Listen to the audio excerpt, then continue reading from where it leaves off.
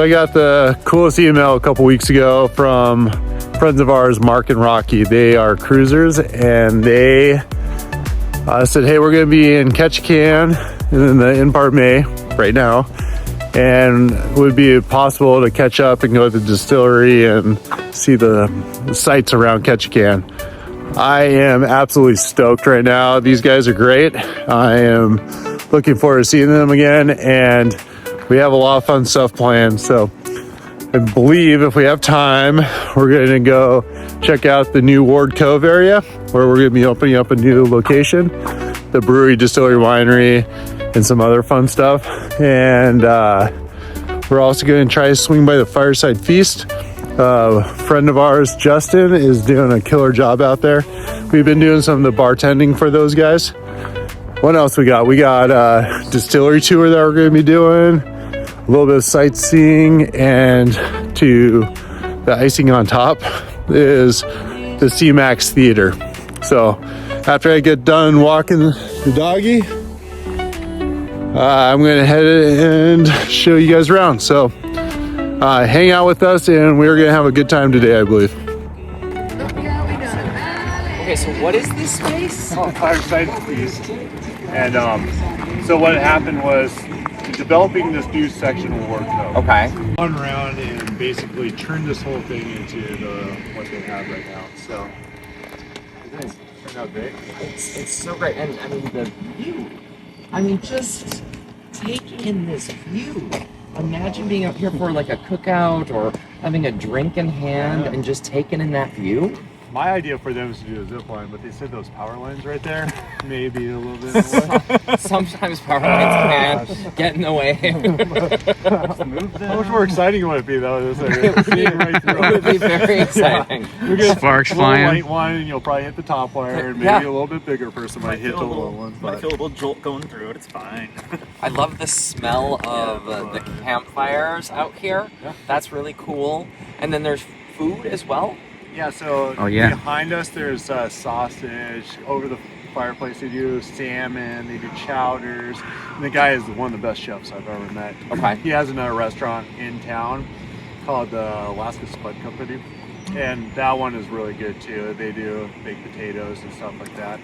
But the guy is very imaginative, and he's done a phenomenal job. So that's why I want to bring you guys here first, so you can see kind of something new that they're doing. Here's the owner himself. What's going on here? Oh man, I got a smoke in my eye. That's what's going on.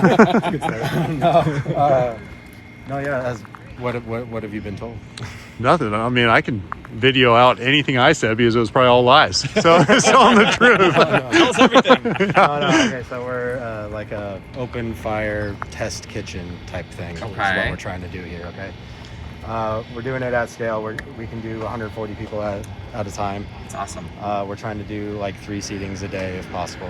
Okay. How long is the seating typically? About an hour and a half. Okay. Yeah. It's not, I mean, so if someone was visiting Ketchikan and they didn't want to miss out on everything else it had to offer, an hour and a half is like a perfect amount of time. Exactly, and we start early in the morning. So if you want to like come in the morning or late afternoon before you get on your shift, we have options. Right. But yeah, no, it's you start with a nice trail walk. We're not doing that today because we only have like 4 people, so I'm doing door-to-door service today. And I think I just heard him say coconut fried rice. Did I hear him say that right? I think they were talking about a possible dessert. Oh, okay, gotcha. Did I hear coconut? I was like, wait a minute. That was one of the questions that I actually had was, with where we're at, it's just, I mean, it's beautiful out here. Are there trails in the area as well? It sounds like there's a... So we're in development still. Okay. We're going to ever be like making it better. We plan on putting trails through the woods, all that eventually. Yeah. That would be so cool to come up here and just be able to... Up there, if you see those trees right there with the bark kind of taken off, that's Native Americans make baskets out of the bark. And so up there's probably about 100 trees that have the bark stripped off for making baskets. Whoa! Wow! And I stumbled upon it while I was like hiking up there, and I definitely want to put a trail up there so other people can see it. I mean, I think that would be so cool. There's like 50 trees. It was like kind of freaky because I didn't know what it was at first. I'm like, what is going on with all these trees? Yeah. So. So people come up here, they book it, they come up here, have some food, have some drinks. Like what's that experience We got like? a beer, it's a course menu. So we start off with a chowder, then you get brought salad and bread, and then we go to a wild game appetizer from the grill. Ooh. And then we open up our buffet, which has slow smoked, 24-hour smoked beef, gravy, carrots, onions, you know, all of it. Yeah, that sounds amazing. Stop talking about it. You're making us hungry. Amazing. Oh my gosh. And where does all of that food come from? I mean, we try and source what we can locally, you know what I mean? But Awesome. That's amazing. yeah, all, you know, the seafood and whatnot. That's amazing. Yeah. Fresh. I mean, it doesn't get much. I mean, Yeah. it doesn't get much fresher than this, I would imagine. Right. No, it doesn't. It's very cool. Yeah. And so it's this year. You've just started up this Yep, year. we just started Okay. up this year, still kind of new, still kind of, you know, working out the kinks. Literally chopping wood. Couldn't get more Alaskan. That's amazing. Well, we're gonna have some food up here in a minute. You guys can definitely have. Okay. Yeah, like, I gotta get these guys. Yeah. No. Take care of them. I'll Thank bring you it so back, much. Nice to meet you, Justin. Salad. We have pickled watermelon radishes, pickled onions. We have sunflower seeds, berries, and then the butter is a cinnamon honey butter. And where does a recipe like? Because this isn't just your like greens and a couple of tomato salads, which you see on many Right. excursions. Like, where does something like this come from? We're just like pickles here, man. That's everywhere. I love it. Just like. So this is going to be this right here. I know it's rough right now, but this is going to be our future distillery, brewery, and winery. And this is just the initial shell to the property. So this building is being added on 30 feet out this way, 30 feet out front, and then 30 feet on the side. And it's going to be doubling in size. 2-story bar out here overlooking the water. Hey. So right now we're starting up. I think we have 9 liquor licenses right here. Wow. And right now they're doing sawmilling in the background, but couldn't get much more authentic than this right now. But we're going to be building this giant structure out here. And there's going to be food. There's a boardwalk being put in right now down the way there. Look at all of those people coming. Yeah, it's Where just are they all absolutely. coming from? It's a logging show. They opened up the new lumberjack show. Oh. And so Oh, so that's on the bus when he said, make sure you have the right lumberjack show because we opened a new one. and that happened the first time. You've really? Like 50 people ended up at the downtown logging show. I mean, I believe that. Yeah. I mean, it makes sense. Oh my gosh! So all of this foot traffic, they're going to be so thirsty coming. Like that's a bit of a walk. Yeah, it is always sunny in Ketchikan, so you know you're always dehydrated. It's so warm out. But this is also pretty epic. I joke about the zip lines and stuff like that, but right behind us, right here, zoom in on her. That's going to be our new outdoor adventure park, and that's what they're sawmilling all this lumber up for right now. Is they're going to be having this giant outdoor, like a ropes course. Okay. So, and how cool would it be if I could talk them into it? Is zip lining from the zip line down to the brewery. Yeah. Sign me up. Sign me up. You might have to do this. There's like, worse first. things to do than zip line into a brewery. So,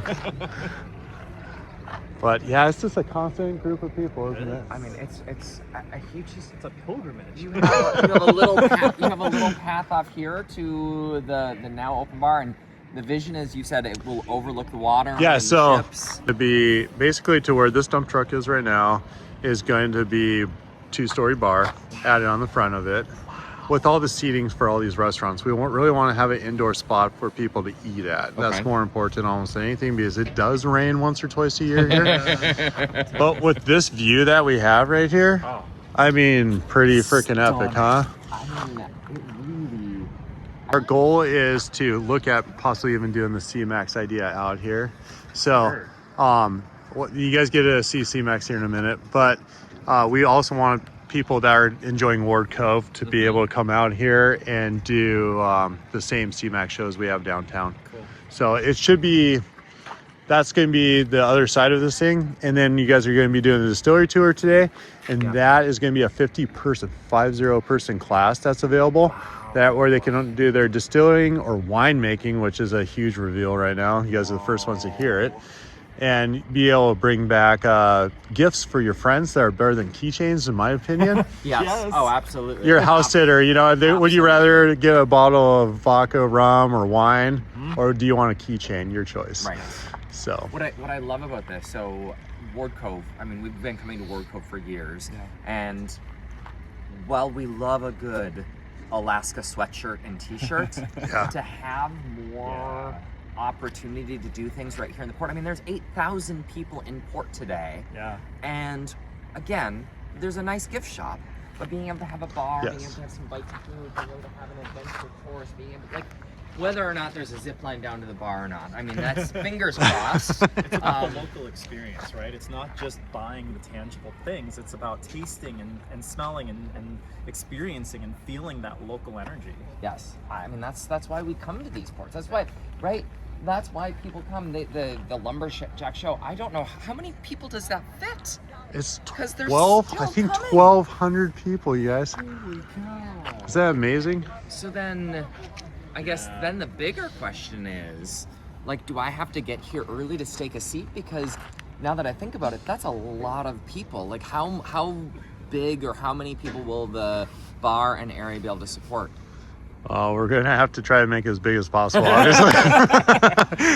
You weren't supposed to bring up that question because watching this is the first time I've seen the Lumberjack show empty out. And now I'm kind of scared. Yeah. There's going to have to be an outdoor tent, I think. I think there's going to probably have to be a tent. Patio because seating. I mean, honestly, you finish something like that, literally, if there was a bar open right now with like Alaskan specials or Ketchikan, like something kitschy with local spirits or local wines. And the cool thing about it is the Encore is the early sail away, and their sail away is still for another 45 minutes. That's right. You guys aren't even on the Encore, are you? Right. So you've got all these people that are going back to the Encore, and they can still experience Alaska after the Lumberjack show. How many times as we've come back to port or come back from an excursion have we stopped to try a local Alaskan beer?